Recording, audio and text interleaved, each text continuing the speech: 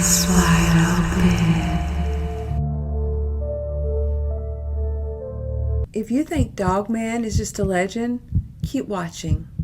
From shadowy figures stalking rural backroads, from towering wolf-like creatures emerging from the tree line, these sightings have left witnesses shaken, speechless, and forever changed. If you've ever wondered what really growls in the wilderness after sunset, you're in the right place. Don't forget to subscribe, and let's take a look. I'm sure you've heard of Bigfoot. But have you heard of the Dogman? Apparently, this creature hangs out around the land between the lakes in Kentucky. It's widely known as the beast of the LBL. I just found out how far and wide this thing's travel, and I must say, it's a little scarier than Bigfoot. So the Dogman is essentially a werewolf that never changes back into a man. It's just permanently part man. Which part? I don't know. But apparently it spends a lot of time in Marshall County, Kentucky. The folklore there is rich with stories of the Dogman, including a story from the 80s about a family who got mauled to death by a mysterious creature. Now, it seems that Dogman's violent days are behind him, because despite numerous sightings, that was the last killing ever recorded. I've never ever heard of Bigfoot doing anything like that, so I'm calling it. It was Dogman. Who do you think would win in a fight? Dogman or Bigfoot? And somewhere in the Northwoods darkness, a creature walks upright. And the best advice you may ever get is don't go out at night. This thing charges us. Then the howl happens, and so Ward is on the radio, and you hear Joel on the radio with Ward, and he's like, that's not us. We had something charge us in Tennessee. We book it out of there. We get back to base camp. It sounds like this could be a whole, I don't know, a legion. Are you happy you have an experience to claim as your own after all this time talking to other people? You're done, or do you want more? Oh, no, I'm not done. Oh. I learned through talking with people, it's typically two types of people that have experiences. The one person, it scares them away, and they're just like, it happened, I don't want nothing to do with it. And then there's other people that become psychotic about it, and they just dive into it. I'm not in that camp either, because I really believe it's real. If you want to talk about thinning of the veil areas, this is one of those areas, and that's what got me hooked. So again, I went statewide. I pulled it out from this little bitty area and simply just looked for any type of other specifically Dogman sightings that took place in Ohio. There's too many to list. They're everywhere in Ohio. These things are everywhere, from the northwest to the southeast down there, bordering, running through the Appalachian mountain ranges, right? Through all that stuff, right? However, when he started his law career, he, didn't tell anybody that story. But now that he's a judge and he's secure in his position, he's actually retelling his story about what's happened. And one of the things that he said about this event that freaked him out the most is that the animal exhibited signs of high intelligence. Whatever was chasing him, he says it was a dog. He thinks it's a Dogman. If you go, you can see recent interviews with this guy online, and he'll refer to it as a Dogman, right? And he says there was an intelligence about it. And when he recalls and remembers looking at in the eyes of the wolf, being the creature werewolf, that there was an intelligence in there. It wasn't just something that was just feral, right? Not only are Defiance, Ohio and Bucyrus, Ohio relatively close to each other, they're also both very close to this place called Salt Fork State Park, right? Now it's roughly southeast of Bucyrus, right?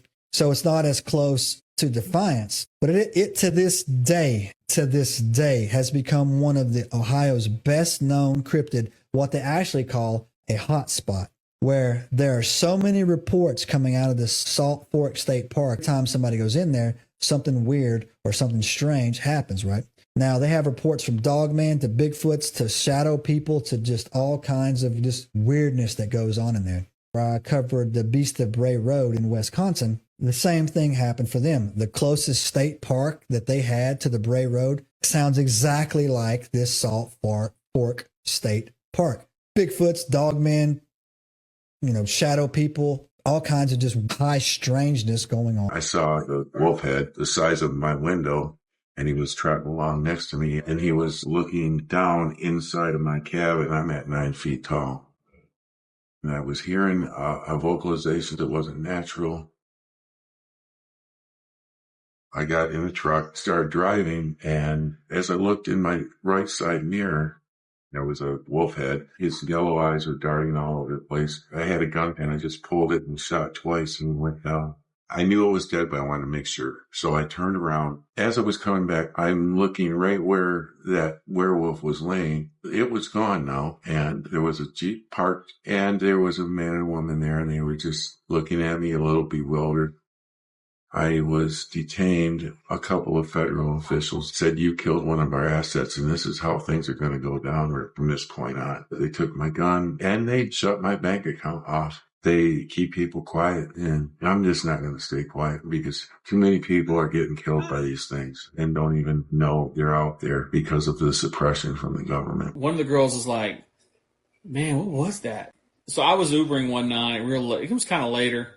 So I picked these girls up. And I'm driving down this road right off the river in Bigsby.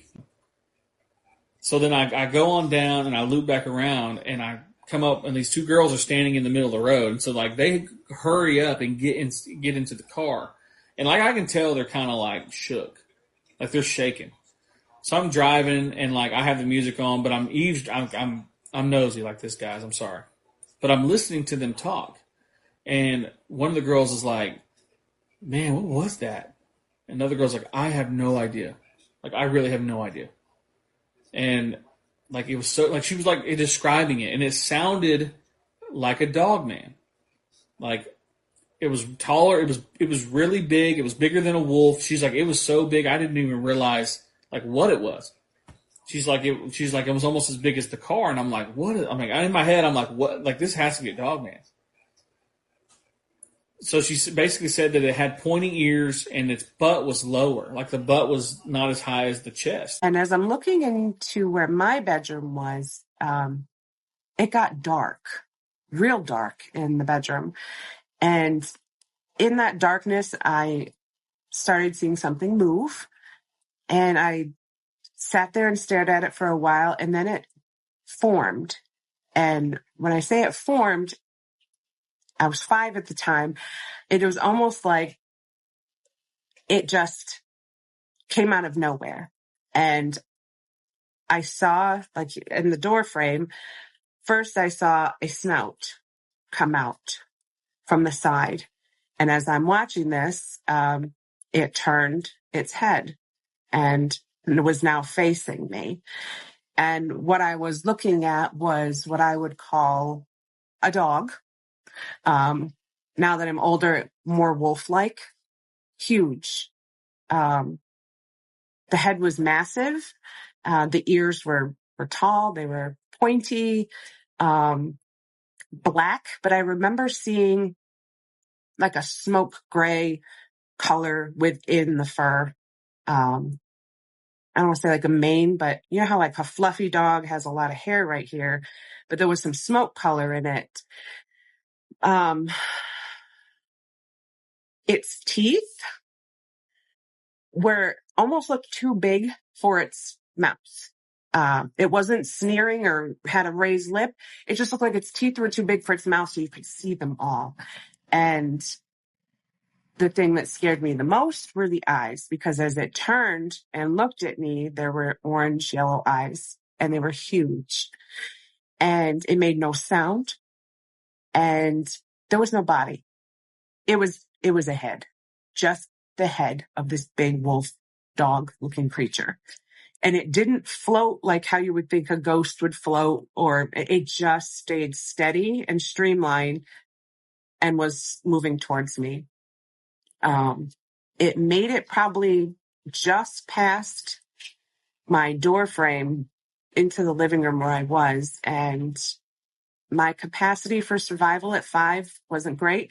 So I just remember grabbing the covers and throwing them over my head and closing my eyes. And that's how I stayed till the morning time.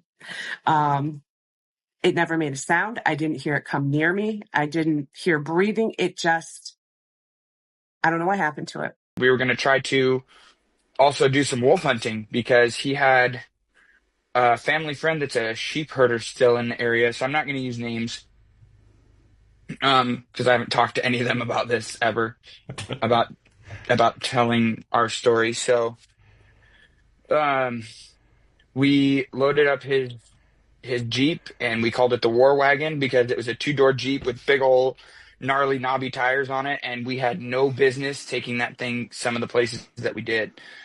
Um, but we loaded up the truck and went up to McCall. He had a friend's house that we stayed at. Um, and the sheep herder that his family was friends with, sometime before, not long before, like a couple of weeks, I think, had lost 3 livestock guardian dogs. And I think I told you this before when we talked. I don't remember if it was 2 Anatolian Shepherds and a Great Pyrenees or some mix of those 2 dogs, which, I mean, the biggest predator we have up there are wolves and bears, but those dogs are going to be able to hold their own against any natural predator. Like, Anatolian Shepherds are big, mean livestock dogs. And something had killed his 3 livestock dogs, just shredded them. And he said that it was one black wolf that did it. And that was weird. So this sheep herder, who's one of the bigger ones in the area, is peeved. He has a $5,000 personal bounty on a black wolf. So we were going to try to go get us a black wolf and split $5,000 between us, which sounded fine to me. And I mean, my adrenaline's pumping. I'm terrified. And all of a sudden, there's this big just noise, and I don't do it justice, but it's this huge, just like a huff almost. But I think I told you this. I work as a concert bartender here in Nampa, and it felt like when there was a concert that I worked where the big speaker is only like 30 yards away, and when that drummer hits the bass drum, you can feel it, and that's how that noise felt. I felt it in my chest. But like I said, ears pointed up like a wolf, the snout, the tail, it looked like the biggest black wolf you can imagine. For reference, I was out on my delivery route the other day and had a Great Dane stand up on a fence in a house, and even that big Great Dane was not eye level with me up on the fence. Blacker than night. It was blacker than the black of my crosshair in my scope. There was a difference between my crosshair and the color of the animal. And I say I don't know how I missed, because I had made that same shot almost exactly. It was 350 yards on a coyote, and I rolled it. And the coyotes in Idaho are only maybe 2 feet at the shoulder and about 65, 70 pounds. They're not very big. And this creature was way bigger than the coyotes that I'd killed less than a week prior. And I just looked at my friend, and I remember saying, "You saw that, right? There was space under that thing in the stump." And he goes, "That's the biggest dang wolf I've ever seen." I have weird thoughts on a lot of this stuff, and I think that if you see a dogman, it doesn't mean that dogman was born here. It doesn't mean that it wasn't. It doesn't mean here's the thing: it could have been born here. It could have been created in a lab. I think it could have been coming from another realm. But one thing that it isn't friendly. You're not going to play games with it unless you're a kid, which is weird. Kids that interact with have encounters with dogman, everything. Like, I don't know if this is consistent, but I can tell you for a fact, 3 times on the show's history, way back, twice it was a woman, twice it was ladies, when they were children, interactions with Dogman, very friendly. Very friendly. And then the other one was a guy here in the mountains. When he was a kid growing up, he went to visit his friend. His friend said, "I want you to meet my friend." And so they get on their bikes and they ride into the woods, and they come up on an old cabin. His friend gets off the bike, and he said there was like all these toys and dog toys on the front porch. He said his friend goes up to the front porch, looks in the window, says, "Oh, good, he's here." He goes, looks in the window, and he said there was an upright standing dog inside this old abandoned cabin. He got on his bike and took off. But why did that kid feel like it was his friend? And so these, what I would call entities appearing to people, why are they befriending children, getting children comfortable with them? But as adults, it's a no-go. It's aggressive. It's terrifying, you know? But have you heard of the Palmyra wolf pack? So it's an encounter that takes place in Palmyra, Maine. This would be central Maine, kind of way up in the middle of nowhere. And it involves the Martin family, Eric and Shelley Martin, as well as their daughter. Now, Eric and Shelley, they had just moved into this new house. And they were chilling on their porch when, out of nowhere, they see, they feel it at first. They feel something's wrong. And then they see these, what can only be described as, werewolf-like creatures kind of run onto their property. Now, from that point on, they're kind of trapped within their home. They're not waiting around to find out what happens. They go right inside, lock the door, and start, look out the window to see what's going on. And every single time they look out the window, these creatures are just kind of, just out of sight. They can see them. They're not like surrounding the house, but they're there watching them. And Eric and Shelley don't know what to do. They call the police and the game warden. And the game warden tells them that it's probably just a bear, of course, and that they're not coming out. So Eric gets the bright idea that he is going to go and get his weapons, which are in, apparently he's forced to keep his weapons in the barn. This idea doesn't go over so well. And he's actually rushed by these creatures, and he's able to get back inside just in time. Now, after trying to figure out what to do, they obviously don't know what to do. These things are kind of walking around the house. They're looking, coming up onto the porch now. They're kind of looking through the windows. They're really getting freaked out. They are prepared for these creatures to just bust their way into the house. Now, Eric then gets the bright idea to just get the car, back it up to the porch so that Shelley and his daughter can just get in the car and they can take off. Great idea. On paper, sounds great. Perfect. Eric goes to do this, and he is he's not attacked, but he is rushed by these creatures again. But thankfully, the motion light turns on and stops them from getting too close to him. And he gets back into the house. And in the end, they actually end up falling asleep, kind of locked away in a side room somewhere. And they kind of never see these creatures again. Now, that is where the majority of the story stops. However, from this point on, there's some weird paranormal activity that Eric and Shelley start experiencing. There's a little ghost boy or a little ghost girl. They had originally seen this strange hole in the ground, which I personally believe is where these creatures came from. In the end, like I said, there's really nothing to resolve what happened. It's a complete mystery. And after about 20 or 30 seconds and not knowing what to do, this thing stood up on two legs. Like if a person was squatting down with just his knees, and a person can effortlessly just like stand up, that's what this thing did. I didn't hear any bones crunching or anything like that. There was no sound when it stood up, but it was like effortless. And it just stood up, and as it stood up, it just brought its hands to its side. And that's what was weird about it. Its arms were way too long for its body. It was disproportionate. But what got me was our son didn't stop screaming. Like, what is that? What the hell is that? What is that?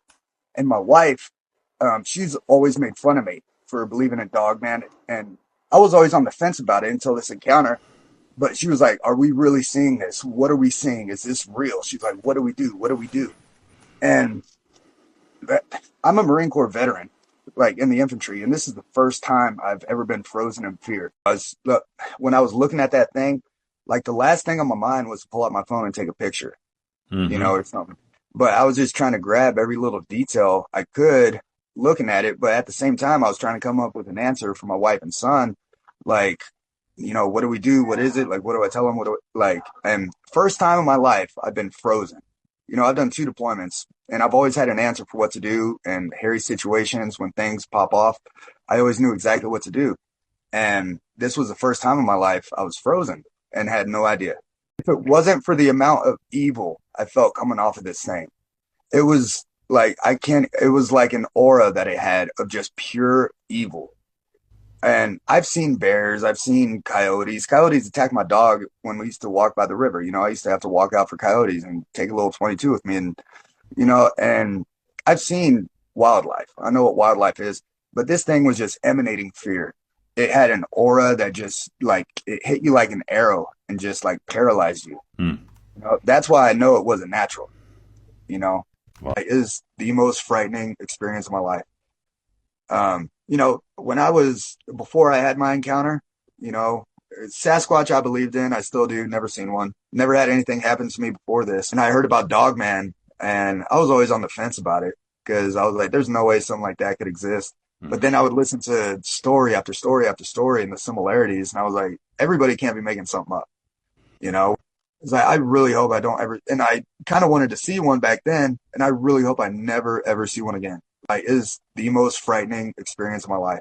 Anybody that says that they want to see one I used to think the same thing, but it'll change you and they're real. And it's kind of ruined camping for me. I'm a lot more nervous and jittery in the woods. There's no way in hell I do that now. Just be careful when you're out in the woods. There are things out there, so always keep your head on a swivel. And I hear somebody say, don't shoot it. As soon as they said that, this thing's head snapped up and it came forward 2 steps to put its upper half of his body into the light. The first thing I seen that came out of the darkness was his hand came out and went down on them rocks. 5 fingers just like my hand is. Not no raccoon paw, not no dog's paw, but it's got these 3-inch freaking claws on the end of it. The color of the eyes were, if you take the full moon when it's orange and a full moon when it's white and combine that color with a black pupil. And it was looking past me, I'm assuming at the guy that held the gun because it stopped. And that's when the ears kind of went back and then it did that grin where dog raised their jaws and you see their teeth. This thing's teeth, the canines would have put a male African lion's canines to shame. I mean, you want to talk about big. Now, it never opened his mouth, so I can't tell you what the tongue looked like, but the gums were black and pink. But the teeth was really white, but all the teeth in his mouth, even in between the canines, were cutting teeth. And the look that it had on his face was, you really want to go there? You really want to go there? Now I'm looking at these claws and these big hands that's like 3 times bigger than mine. And just seeing the muscles in that forearm, because the arm is longer from the wrist to the elbow than from the elbow to the shoulder. So I'm like, okay. This calm voice in my head said, okay, I'm looking at a wolf. When she came into the light, these dudes is really, they really got amped up then. Man, that's a monster. That's a monster. Look at that thing. And I'm just standing there because when it came forward, that put it like roughly 7-8 feet away from me. So I got a real good look at it. A real good look. And I'm like, when she growled, when she laid her ears back and she growled, it wasn't really loud, And I don't know if it hit me in my head and went down to my feet or hit me in my feet and went up to my head, but I felt it in my body and it wasn't really that loud, but it was enough to make me pee my pants. There's something that is 8 foot tall, at least 8 foot tall, that roams the woods, at least in Indiana, and it is huge, and it's got hands, and it can jump a very, very long ways. And do you think it's still out there? 100%. I believe this thing is out there right now, and I believe it's got a mate. I believe it's got babies. But if it doesn't have babies, then maybe this thing like comes in and out of this planet like through like some kind of weird portal. And I guess like the portal thing is kind of on the like extreme side of what I believe. I think that these things actually really biologically exist on this planet. They're just so far and few between that we can't see them like we see deer and we see bears and, you know, whatever. But I think there is a chance that for whatever reason that these things come in and out of this planet through maybe portals or something, you know. And I mean, for there not to ever be a body of one of these things, then, you know, it's a perfectly good explanation why, because, you know, they don't ever die here. New tonight, a McAllister mom is fighting for her life after a brutal animal attack, leaving her husband and 2 young daughters in a tough position. Alicia Maxey was found severely injured Sunday morning. Investigators originally thought that a dog was responsible, but the Pittsburgh County Sheriff's Office is now working with wildlife experts to identify the animal. In a remote yard in Blanco, Oklahoma, Alicia Maxey was ambushed before she could even reach the front door of a home where she was hoping to find work. She heard a deep growl. She said she could remember this growl. And she turned to run back to the truck, and something just pounced on her and knocked her to the ground.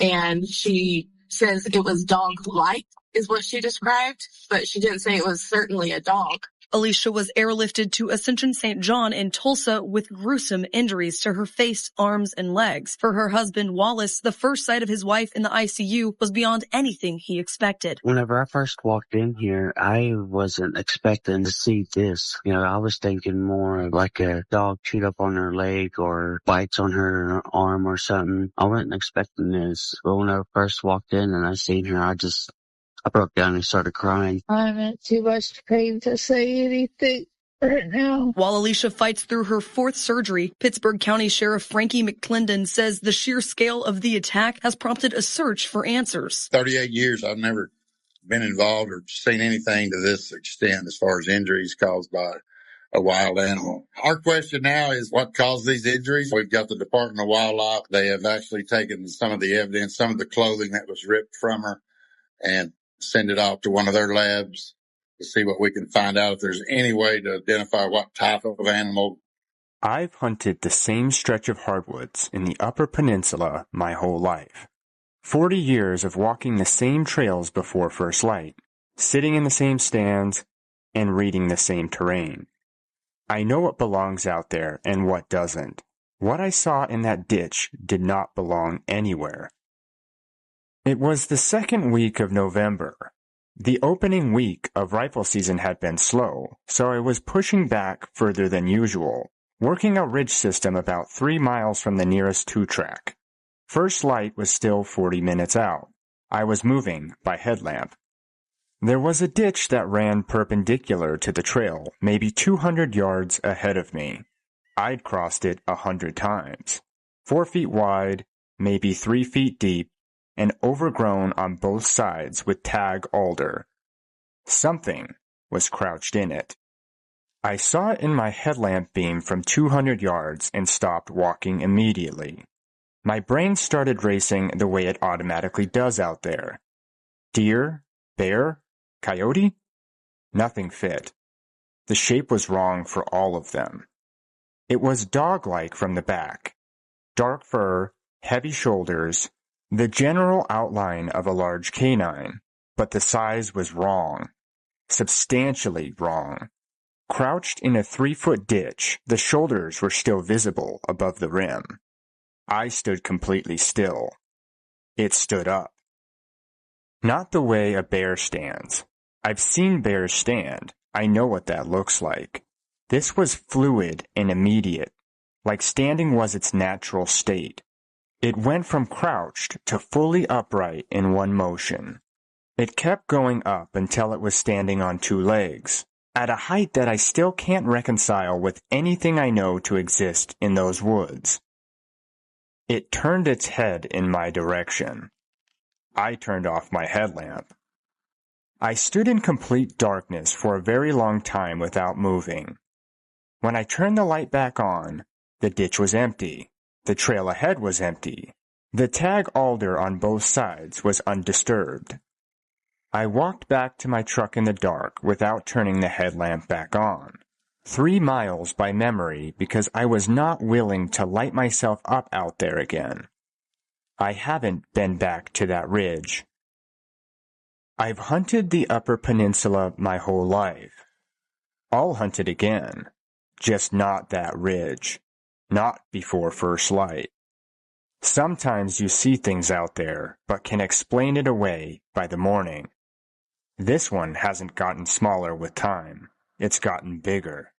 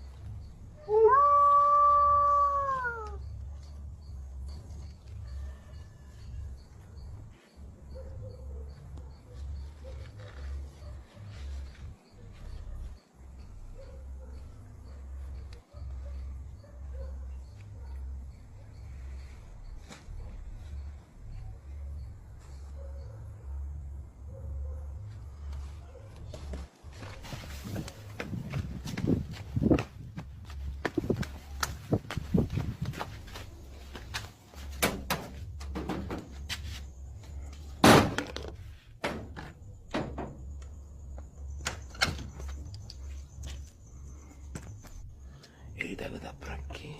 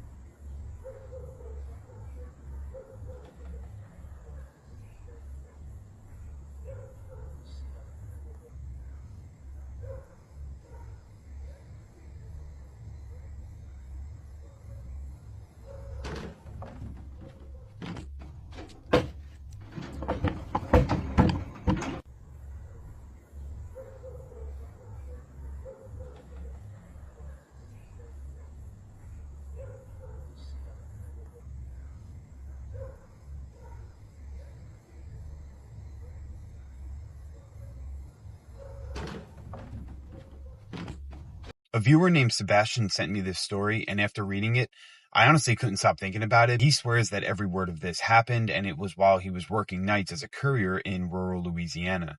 Now, Sebastian said most people think that the roads out there are peaceful after midnight, and he said they're not wrong, but they're also wrong as well. He said he'd spent 8 to 10 hours a night delivering medical supplies to tiny towns connected by long stretches of highway with nothing but swamps, pine trees, and pretty much miles of darkness on either sides of the roads. Cell service would sometimes cut out for hours, and some nights he wouldn't even see another vehicle pass by him for 20, 30 minutes, maybe even an hour. And one night, just after 2 a.m, he was driving down a lonely 2-lane highway when something caught his eye off to the right. And he said at first he thought maybe it was a deer or another type of animal that was running through the trees. But it wasn't moving like any deer or animal that he had ever known. He said whatever it was stayed perfectly beside his truck, and it was hidden just inside the tree line where the headlights could barely reach. He said he would speed up, and then this thing would speed up. And so it did. And then eventually he glanced over, and that's when he finally saw it. He said it stood about 8 to 9 feet tall. It was covered in dark matted fur that almost blended into the woods. It wasn't running on all fours. It was moving upright on 2 feet, and it was weaving effortlessly between the trees that really should have slowed it down. And its arms were unusually long, hanging nearly to its knees, and every few seconds its glowing red eyes would lock directly onto him. So Sebastian grew up in Louisiana, and he's heard stories his whole life about the Rougarou, the old Cajun legend of a wolf-like creature said to haunt the swamps and lonely back roads, especially late at night.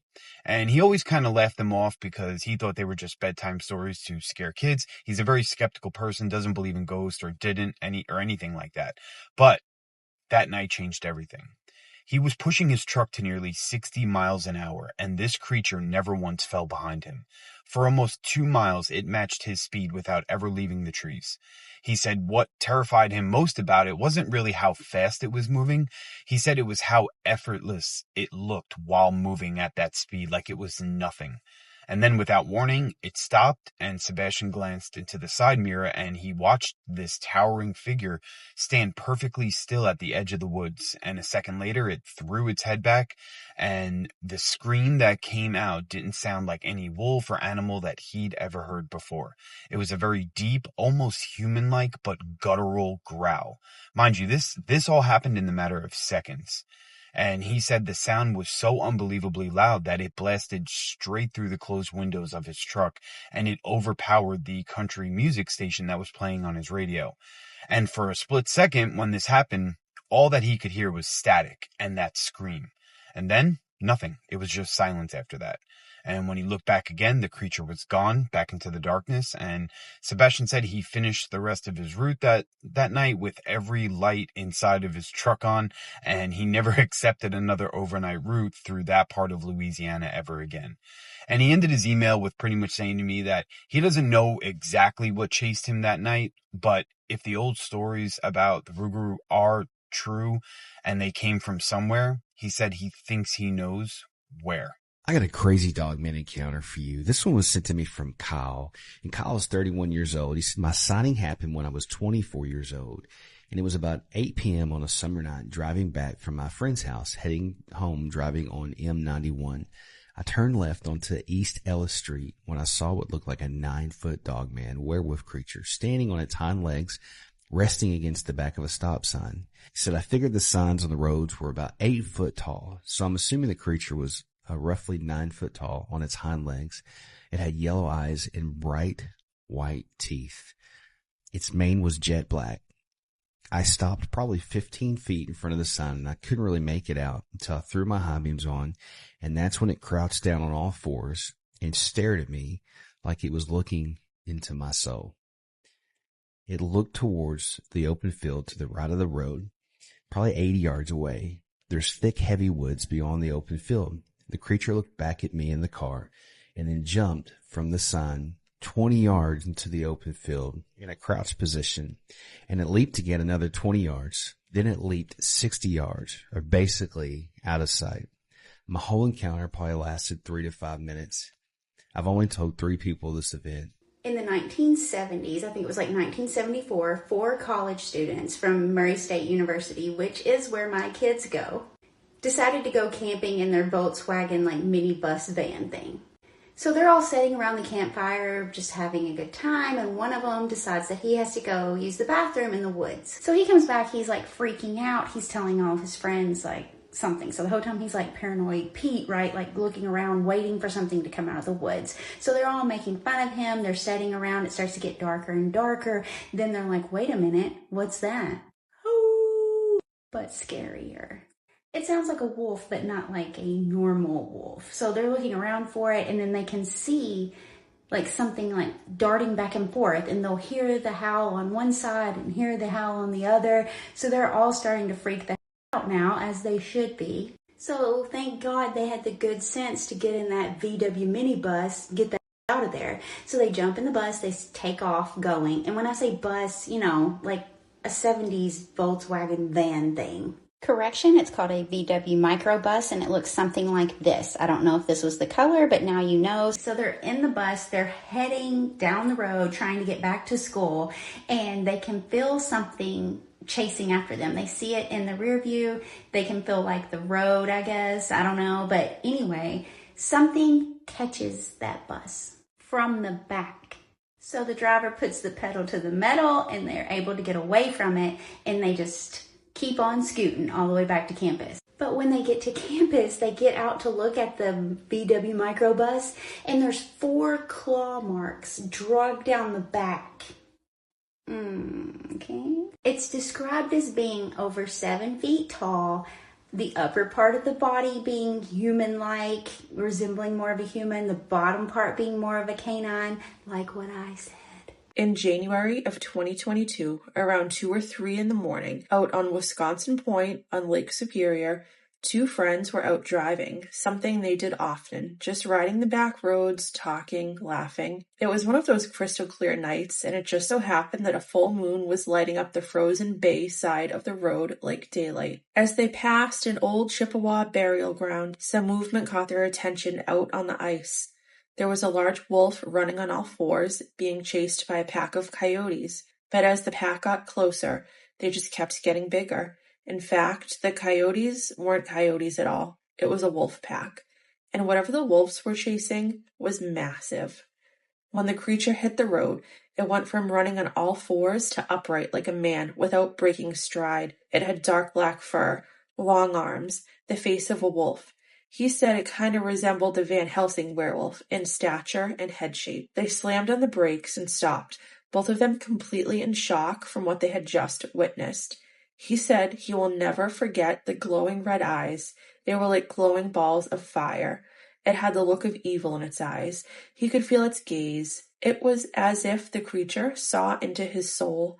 The creature seemed to smile at them on the way by. With one leap, it cleared more than 20 feet. Then it hit the woods and disappeared fast.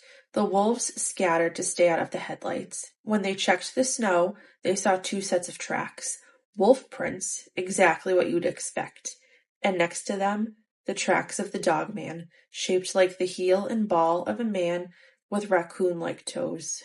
He said they returned to the site the next day to investigate, and the whole time they couldn't shake the feeling of being watched. He said he's hunted and fished for almost 4 decades and never has seen anything like this in his lifetime. He told one local about this encounter, and they just laughed and said no one would believe him unless they were from the area. The locals stay out of certain areas at certain times. He said now, when the sun goes down, he stays inside.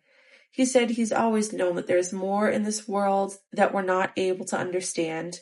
This encounter being up there. I had a lady years ago. I called the episode The Roof Walker. And I feel like that was a Dogman entity. I'm not sure if we actually had the bravery back then to call it Dogman, because I remember when I first started the show, I kind of thought Dogman was ridiculous. Right. I was like, Bigfoot's for sure. Dogman, I don't know, because I never had an opportunity to talk to people that had experiences with Dogman, because I came from this Bigfoot culture world. And it wasn't until like in the episode 50 something or 40 something, I had my first person who contacted me about their Dogman encounter. It was like a week or 2 in between the 2 people. It was both women, and the details that were so similar between the 2 ladies sharing their experiences with this Dogman creature. If I remember correctly, it was just different parts of the country. They were both little girls when it happened.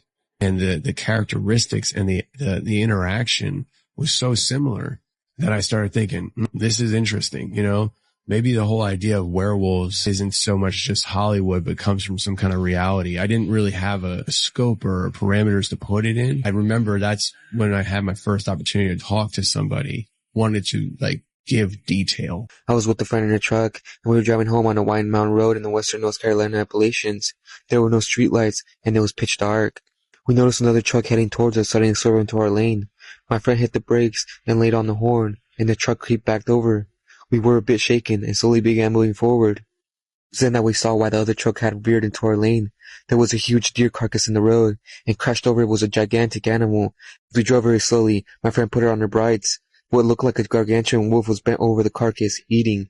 It had a very long front legs with a little fur on them. I've worked with wolves and had never seen one this huge.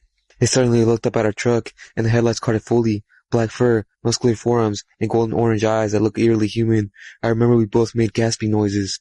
My friend kept driving, and then we turned and looked at each other and said, that was a werewolf. She was not our person who believed in any sort of supernatural stuff. We drove the rest of the way home in silence. We only spoke about it one time after that, and it was to compare what we had seen. At that time, I had no idea about Dogman. Okay, so 2 different people saw multiple creatures. This happened to Brandon when he was about 15 years old. He was living in a small town on the outskirts of southeastern Montana. So Brandon said that he used to go on long walks by himself at night quite often, which off to a great start, Brandon. Brandon said that there was one stretch on his normal route that always felt wrong. He said out there were a couple of bare lots and it was overgrown with brush. And for some reason, every time Brandon would walk by this specific area by himself, he was overcome with a sense of fear. And he said it wasn't even just him. Everybody in the surrounding area would say how they did not like walking by this particular group of lots. Okay, so across the road was about 20 feet of open land and then a canal that sat completely empty at that time of year. He also said that there were no streetlights out there, so that when they would go on these solo night walks, he would always carry a flashlight with him. Or just don't go. So one summer night, when Brandon was walking alone at night, he started to approach those empty lots. And then, of course, the flashlight starts to flicker and then cuts out. Pitch black. So Brandon is looking around now and he looks up and notices that nearby is a truck park. He can see by the dim light inside the truck that there is a man sitting in there staring in Brandon's direction. But then he realized something. This man was not staring at Brandon. This shocked look on this man's face was looking past Brandon. So Brandon's eyes are beginning to adjust in the darkness by the moonlight, and he slowly turns around to see what this guy was looking at behind him. He saw 3 huge, upright, wolf-like creatures walking out from behind the trees. So all 3 of them were sort of hunched over, and then each one of them extended their clawed hand forward in perfect unison. Now, mind you, not a paw, a hand like a human hand, but with long claws. Brandon said it was almost as though they were feeling their way through the dark until they started moving really strangely. So all 3 of them, literally moving in the exact same way, did this weird hopping, dragging motion forward. It was so bizarre, the way that they were moving in exact unison. It was almost like one creature mirrored 3 times. And then Brandon just watched them, all 3 of them, awkwardly pop shuffling, move towards the canal and then disappear into it. So now Brandon whips back and looks at the man in his truck. And this man slammed on his gas, spitting his tires out against the gravel as he sped off into the distance. Poor Brandon was standing there, left alone in the dark once again. But then his flashlight clicked back on. Thank goodness. So now the quickest way home for Brandon was to go straight past those lots, like continuing forward. But there was no way he was about to keep going in that direction. So he turned around and went back the other way. So he's running back in the other direction now towards a road that leads back to some sheer rock faces. He mentions that in these rock faces, there was a cave that a lot of people used to go to party and drink at. So as he approaches that area, there are no parties going on tonight, of course. He said that he heard rustling in the bushes nearby, and when he looked over in that direction, he saw another one of those wolf-like creatures standing there in the darkness. Needless to say, Brandon kept on booking it all the way back to home the long way. I honestly don't have a follow-up on this, but I know one thing. I would not be going on that route anymore, especially in the dark by myself. And considering he was standing about 90 yards away when he took this photo, not wanting to get any closer to it is perfectly understandable. What makes this photo especially interesting is the metadata analysis. Experts who examined the file has confirmed the image has not been altered. No Photoshop, no AI, no digital manipulation at all, meaning whatever you're looking at was physically there in front of him when he took the picture. These next images are known as the friend photos and might be some of the clearest Dogman photos ever taken. The stills come from a security camera on a country farm. The owner had been finding strange footprints and livestock missing for weeks. One night, his camera finally captured something. In the shots, you can see a tall, upright canine figure in mid-stride. The upper body is bulky and muscular, with thick fur across the shoulders and arms. The posture is forward-leaning, exactly how witnesses describe it. Long forearms, broad chest, and that strange tiptoe stance where it walks on the balls of its feet, not on the heels. The shadows fall naturally across the figure, matching the angles of the security light, suggesting whatever this was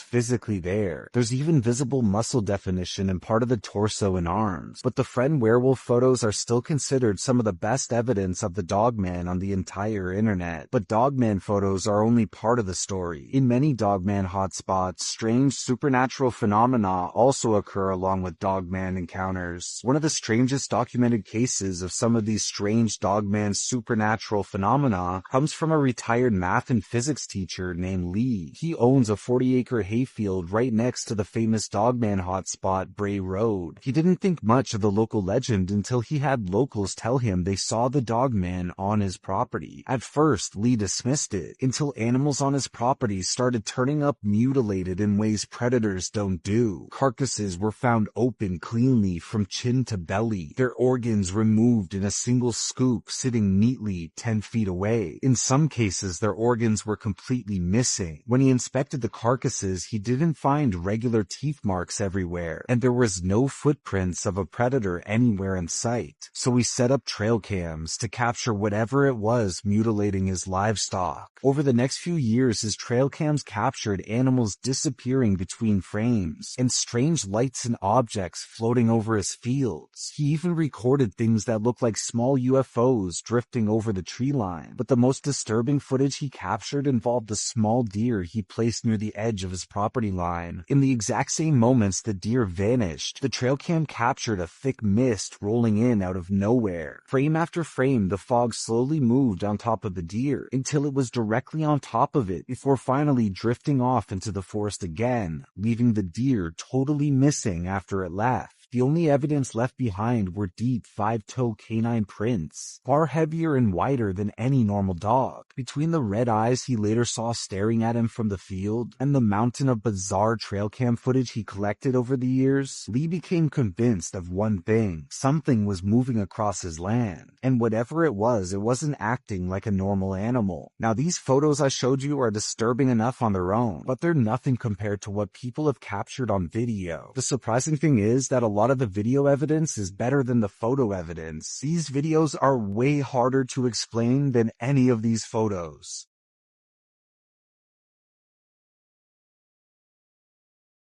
While heading to his campsite, a man driving through a remote forest got a flat tire. At first, everything was fine. All he had to do was wait a few hours for the tow truck company to arrive. But as the sun started to go down and the woods got darker, he felt a sudden unsettling sensation that something was watching him from the tree line. Two glowing red eyes appeared at the edge of the road. A dogman was watching him from the shadows before suddenly crossing the street on all fours. Driven by fear and curiosity, the man grabbed a flashlight and went after it.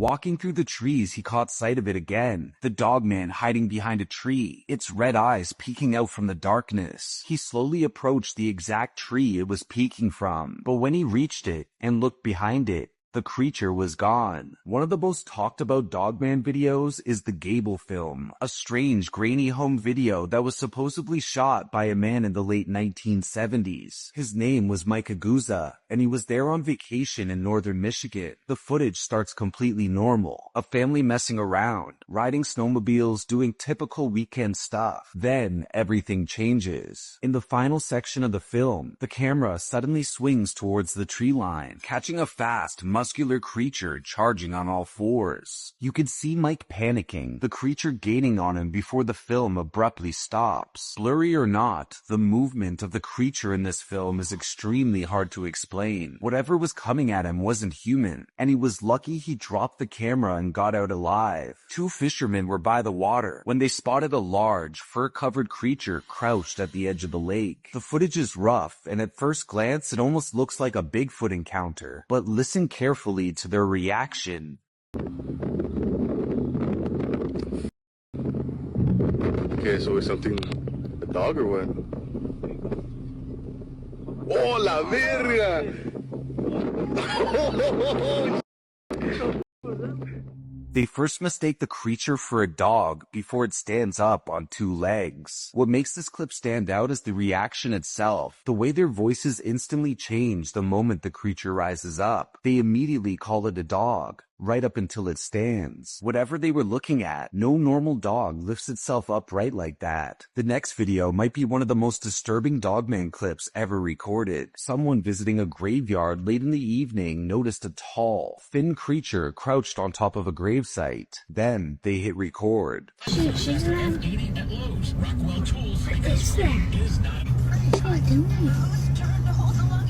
Now I shine like a diamond in the most awarded minivan of the year. Looking good. I also struggle to parallel park my old minivan. Move it! Face! But thanks to the available parallel and perpendicular park.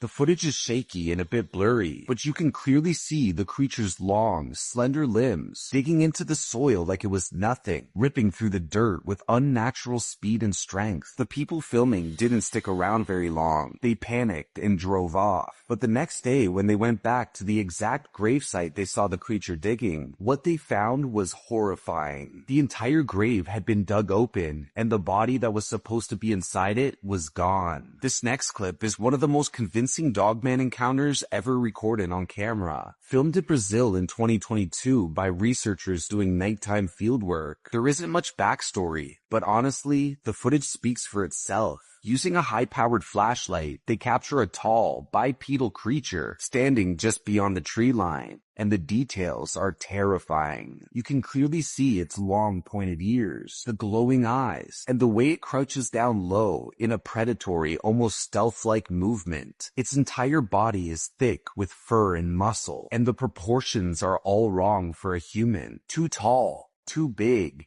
and too animalistic. Whatever this thing is, it isn't a bear. And I don't think it's a guy in a suit either. This next video comes from the North American Dogman Project's YouTube channel, and this is easily one of the strangest pieces of Dogman footage I've ever seen. The clip was sent in anonymously by a viewer, along with a short story explaining what happened. According to them, they were out scanning a ridge with a thermal camera when they picked up a large, upright figure that they assumed was a deer or a person, but when they zoomed in, they froze. On the thermal display, you can clearly see a tall, upright creature standing on two legs, its entire body glowing white hot with heat. And cradled across his chest is another smaller figure, almost like an infant being held close. And the silhouette is unmistakable. A female dogman holding a baby. The shape of its head is elongated with pointed ears. The arms are long and curved inward, and its stance is completely upright. Nothing like any known animal. And the way it holds its infant, that's not how a bear holds its cub. That's not how a human looks on thermal either. The Dogman isn't just surviving out there, it's reproducing. But not all Dogman encounters happen deep in the wilderness. Sometimes the creature shows up disturbingly close to where people live, and this recording from Paraguay proves it. The footage shows a huge upright figure lurking beside the swings, its outline clearly visible even under low light. At first it almost looks like it's just standing there, until you notice its arm reaching out and touching one of the swings. And the size of this thing is unreal. Even while hunched over, it stands nearly as tall as the swing set itself, and those sets are usually around 8 feet tall. If it stood upright, it would tower over the frame. And this isn't deep in the forest or abandoned wilderness. This is a spot where kids play, a place that should be safe. This next clip was posted on the Dogman subreddit, and it might be one of the most terrifying pieces of nighttime footage ever recorded. It starts with a man moving through the forest in the dead of night, using nothing but a flashlight to guide him. You can tell immediately he's already seen something before he hit record. Then his flashlight lands on it. From the tall grass ahead, a Dogman figure begins to rise. Black fur,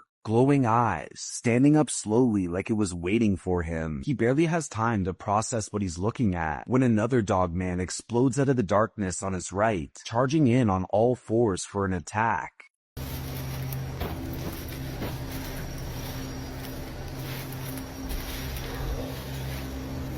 Barulho é esse? Barulho. Xi.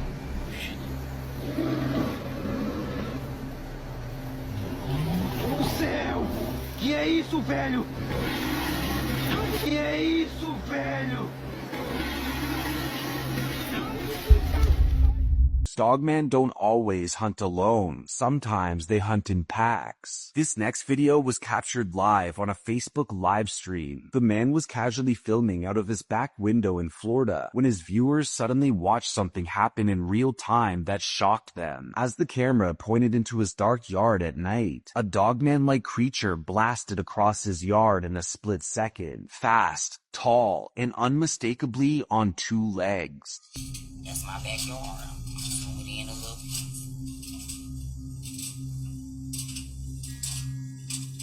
This is the exact spot that I just saw.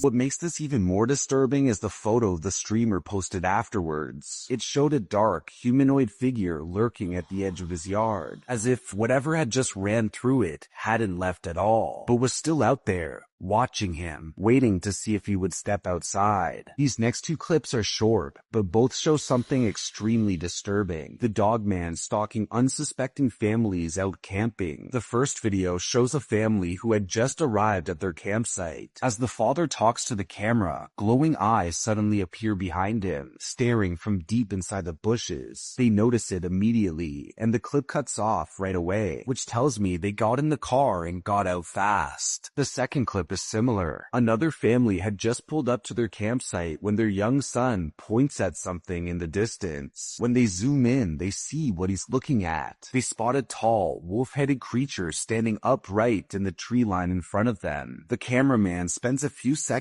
trying to focus on the dark figure, but the moment he realizes what he's looking at, the footage ends abruptly. This next footage was captured in a small town in Brazil. A brave man decided to investigate a werewolf-like creature that had been terrorizing locals and killing a farmer's wildlife. As he walked around the grounds at night with his camera, you can hear the animals reacting to something in the darkness, clearly sensing whatever has been stalking the area. During the search, he gets spooked and ducks inside one of the farm buildings to hide. That's when he accidentally captures it on camera.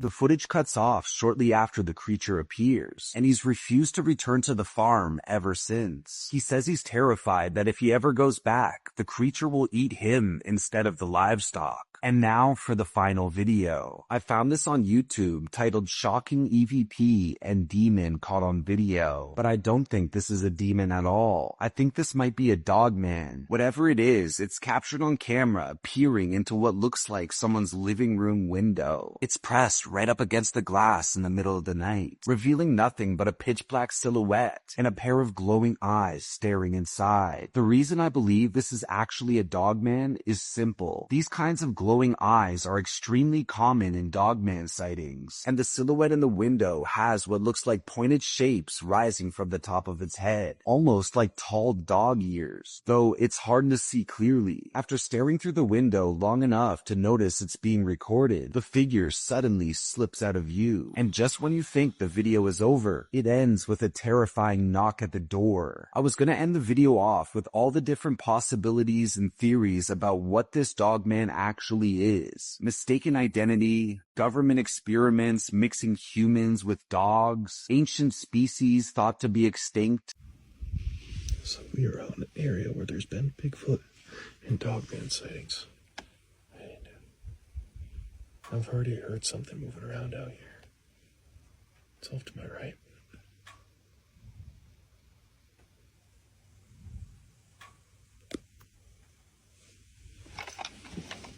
I almost thought I just saw something moving over here.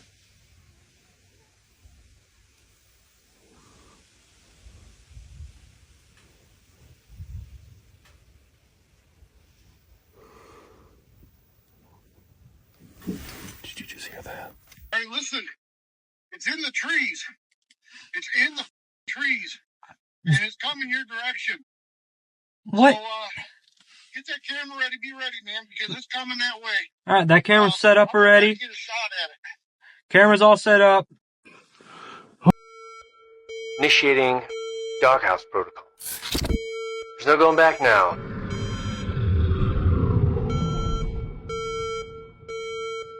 Thank you for watching. Make sure to subscribe and drop your thoughts in the comments below. As always, stay safe, stay aware, question everything, and remember, out there in those woods, something might be watching.